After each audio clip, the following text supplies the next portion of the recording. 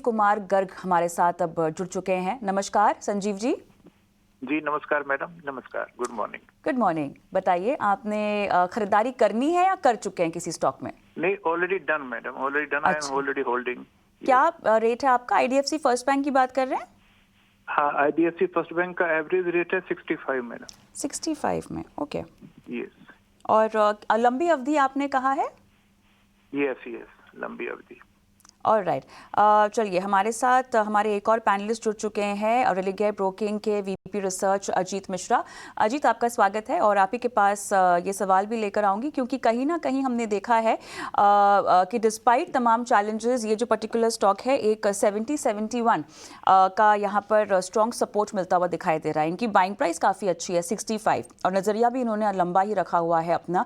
और कई रिपोर्ट्स यहाँ पर ये भी कह रही हैं कि अगले 6 महीने में 90 तक के लेवल्स, अगर यही मोमेंटम बरकरार रखा तो देखने को मिल सकते हैं इस पर्टिकुलर स्टॉक में।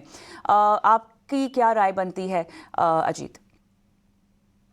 शुक्रिया कविता। तो देखिए, थोड़ा सा इसमें अंडर परफॉर्मेंस चल रहा है। मैं देख रहा हूँ कि करीब लास्ट ईयर सितंबर में जो हाई बने थे वहां से एक जो बायस नेगेटिव साइड शिफ्ट हुआ वो ग्रेजुअली नेगेटिव साइड पे ही बना हुआ है। इन्होंने काफी लंबे टाइम पहले बाय किया 65 के लेवल्स को, काफी टाइम से आए नहीं है, तो डेफिनेटली एक लॉन्ग टर्म इन्वेस्टर है और इतना टाइम ऑलरेडी स्पेंड कर चुके हैं। मेरे हिसाब से जो भी करेक्टिव फेज था वो ऑलमोस्ट लग रहा है, जिस तरीके से अब पिछले करीब 6-8 महीनों से प्राइस एक्शन हो रहा है, कि अब आप लोअर बैंड के पास हैं और जो सेलर्स हैं वो एग्जॉस्ट हो गए हैं।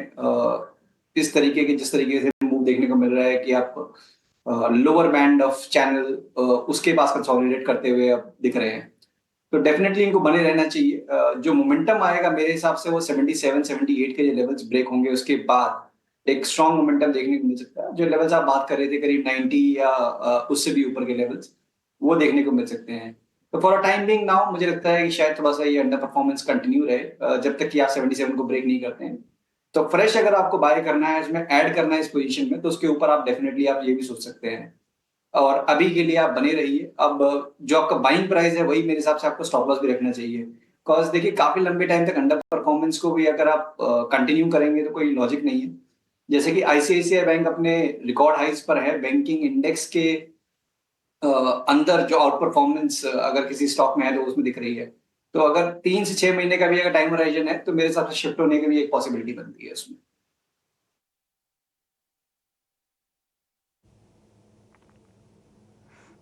ठीक है, तो ये है नजरिया आईडीएफसी फर्स्ट बैंक बत्रा का, जो कि आदित्य बिरला फैशन पे राय जानना चाहती हैं। अच्छे स्तरों पे इन्होंने खरीदारी की हुई है, 290 की इनकी बाइंग है रजत सर, और इन्होंने 60 शेयर जो हैं वो आदित्य बिरला फैशन के लिए हुए हैं। शॉर्ट टर्म का इनका नजरिया बताइए, क्या रणनीति रखनी चाहिए? देखिए, जहां तक आदित्य बिरला फैशन की शॉर्ट टर्म का नजरिया है, शॉर्ट टर्म का नजरिया साइडवेज है अभी फिलहाल।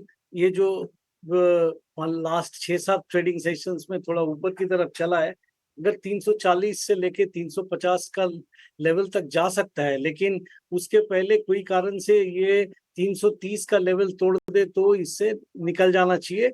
और कोई पकड़े फ्रेश एंट्री करना मांगता है तो ये लेवल फ्रेश एंट्री के लिए नहीं है। 320 के आसपास फ्रेश एंट्री हो सकता है और उसके बाद में आप 309 का स्टॉप लॉस रखिएगा। ऊपर में 340 से 345 के बीच में जरूर प्रॉफिट बुक कीजिए, क्योंकि ये उसके ऊपर अभी जाने के लिए तैयार नहीं है। इसका जो साइडवेज मूवमेंट है वो क्लियरली दिखाई दे रहा है कि वो पिछले जो बहुत लंबा मूवमेंट जो हुआ था उसका बैलेंसिंग हो रहा है।